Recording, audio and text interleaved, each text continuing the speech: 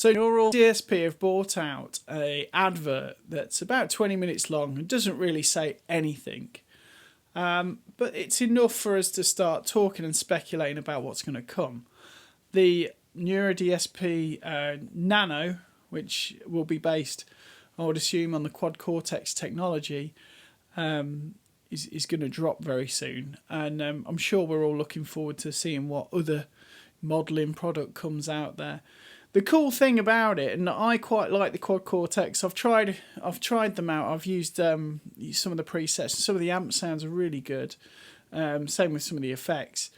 My only problem with stuff like that is sometimes it's quite. I find it hard to adjust things on the move and be quick about it, and you kind of getting a whole ecosystem.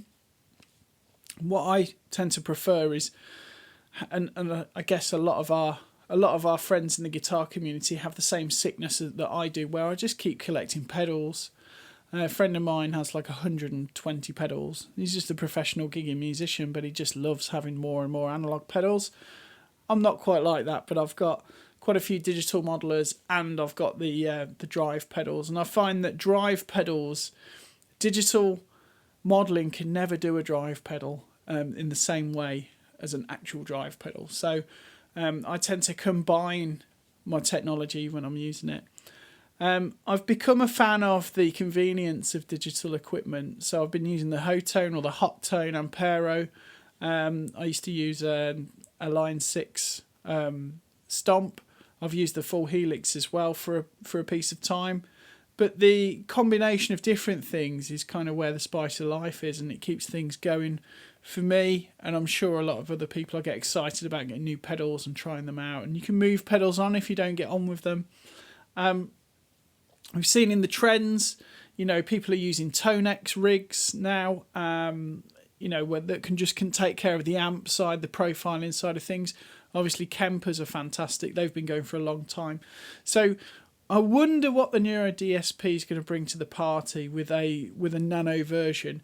Would it keep hold of the profiling functions? Because I think that's something that would be really appealing to someone like myself.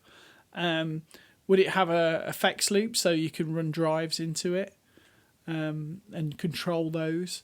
Would it have something like instant profiles that you can access, or patches, or would it work, like a small board? And how big is it going to be? Would I be able to fit that on the pedal board and just take a pedal board to a gig? Because that kind of thing is kind of great if you're going ampless. If you are using amps, you're probably not looking at Neural DSP stuff. Probably just looking at this for for studio plugins. That's probably how you know it. But if you are looking to put something on your board to make an ampless pedal board rig, this is an interesting option. And I'd like to see what happens really moving forward. What I'd like to know in the comments is what you think. Is anybody excited about this or not? Do people generally get excited about digital stuff in the same way that people get excited about iPhones or new vehicles, new car models being updated? Or is this just more marketing schluff, and actually the world really doesn't need another small modelling unit? Are people excited because it's Neural DSP over Line 6 bringing something out? And is this going to suddenly date a lot of our stuff? So we've got the staple Line 6 HX Stomp, great pedal, one of the ultimate pedals really, very useful, can save the day. Will this suddenly be a HX Stomp killer? Who knows? But I'd just be interested in the comments and what people think.